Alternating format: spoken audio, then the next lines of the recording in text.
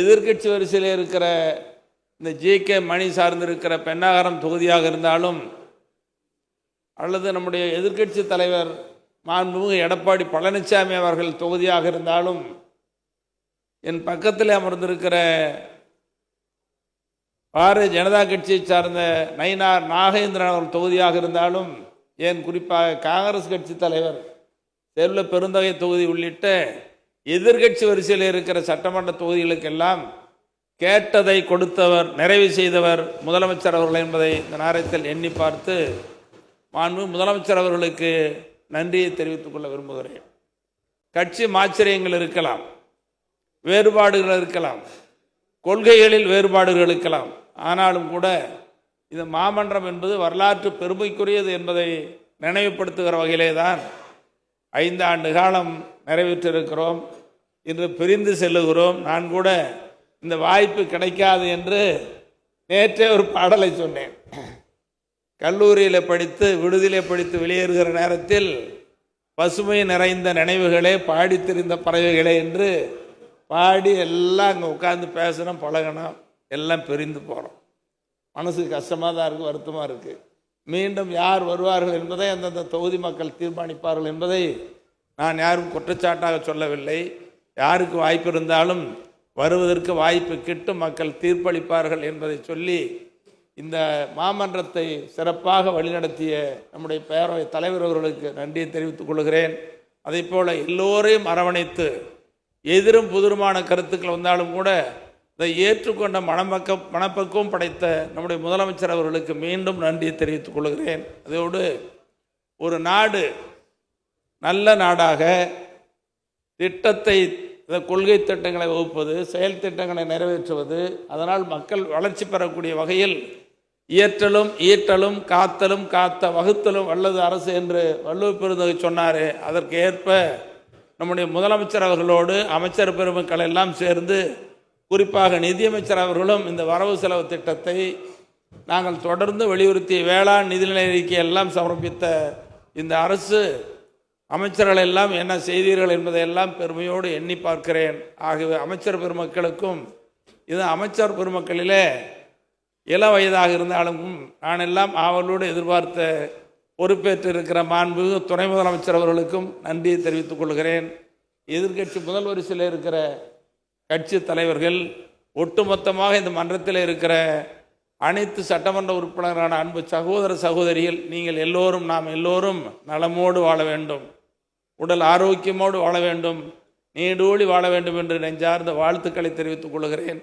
அதோடு இந்த அவையில் நிறைவேற்றக்கூடிய சட்டங்களை, திட்டங்களை எல்லாம் நிறைவேற்றுகிற நம்முடைய அதிகாரி பெருமக்கள், தலைமைச் செயலாளர் உள்ளிட்ட நிதித்துறை செயலாளர், முதலமைச்சர் செயலாளர்கள், ஒட்டுமொத்த தமிழ்நாட்டினுடைய அரசு துறை செயலாளர்கள், துறை தலைவர்கள் உள்ளிட்ட ஒட்டுமொத்த தமிழ்நாட்டு அதிகாரிகளுக்கும் நன்றியை தெரிவித்துக் கொள்கிறேன். தமிழ்நாட்டு மக்களுக்கும் நன்றியை தெரிவித்துக் கொள்கிறேன்.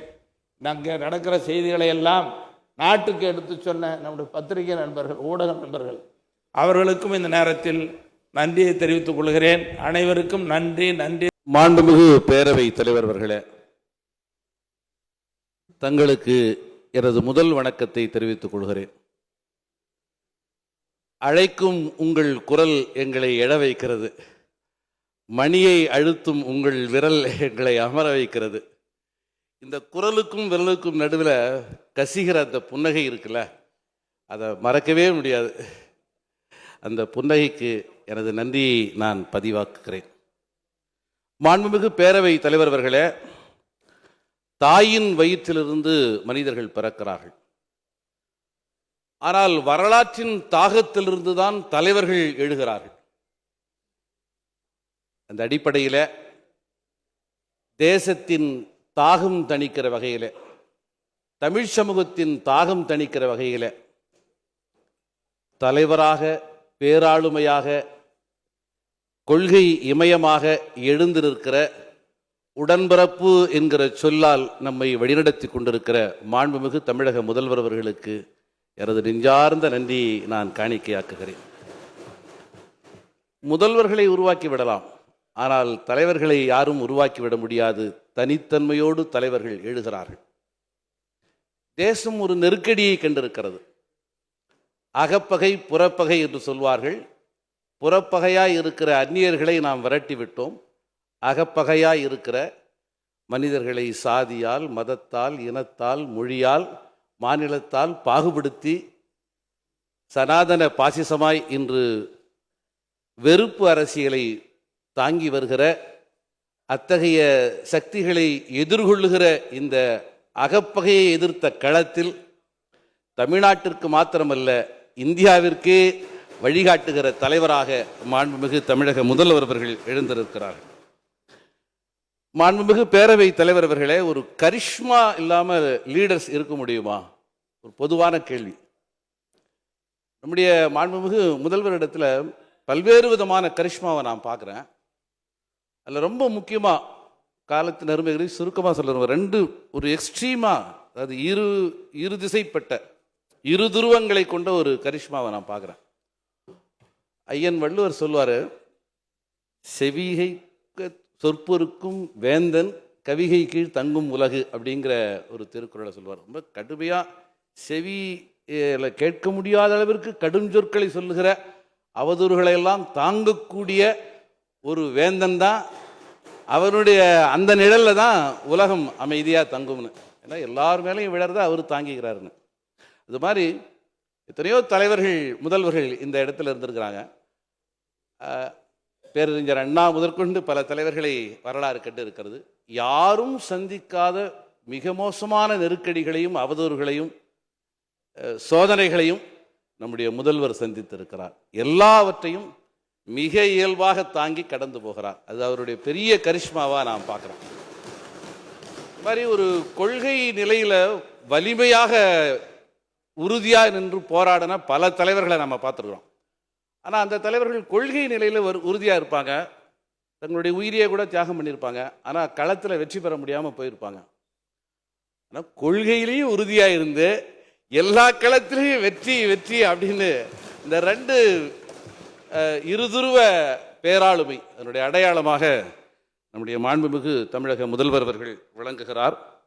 இன்னொன்றையும் நான் சொல்லிடுறேன், எனக்கு புரியுது. பேரவைத் தலைவர் அவர்களே, ரொம்ப மனம் நிறைந்து நான் சொல்ல விரும்புகிறேன். நீங்கள் அரசியல் களம் என்பது ஒரு உடனடி தேவைகளை எதிர்கொள்ளுகிற களம்.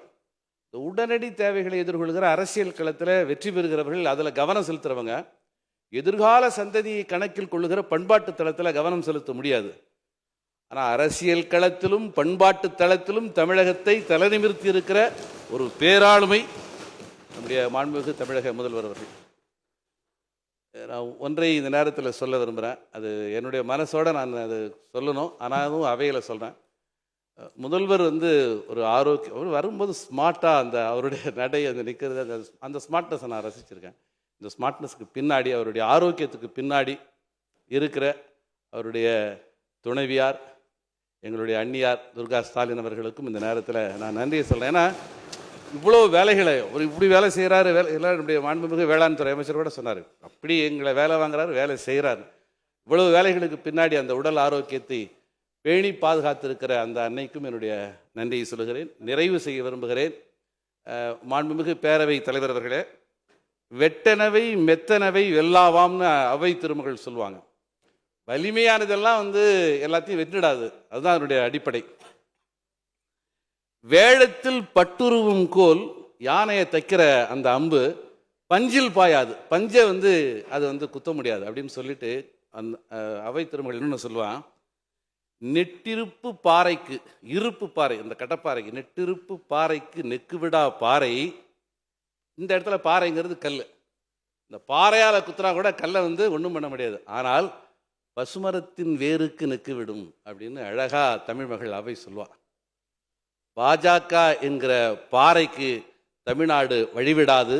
ஆனால் பாசத்தின் தேராய் பசுமரத்து வேராய் இருக்கிற தமிழக முதல்வர் அவர்களே, உங்கள் தலைமையிலான இந்த கூட்டணியின் வருகைக்கு தமிழகம் காத்திருக்கிறது, தமிழகம் இருக்கிறது என்பதை இந்த நேரத்திலே நிறைவாக சொல்லி, ஒரு பொதுவான பார்வை, கடன் பற்றிய ஒரு உரையாடல். ஒரு மது போதையில் மூழ்கி கிடக்கிற குடும்ப தலைவர் மதுவுக்காக போய் கடன் வாங்கலாம். அந்த கடனையும் தன்னுடைய பிள்ளையை படிக்க வைக்கணும், தன்னுடைய கணவனை காப்பாற்றணுங்கிறதுக்காக தாய் வாங்குற கடனையும் ரெண்டையும் ஒன்றா இணைச்சி பார்த்துட முடியாது. தமிழக அரசு ஒருவேளை கடன் வாங்கி இருந்தாலும் அது அடித்தட்டு மக்களையும் மேலுயர்த்துகிற நோக்கத்தோடு அந்த செயல்பாடு நிகழ்ந்திருக்கிறது.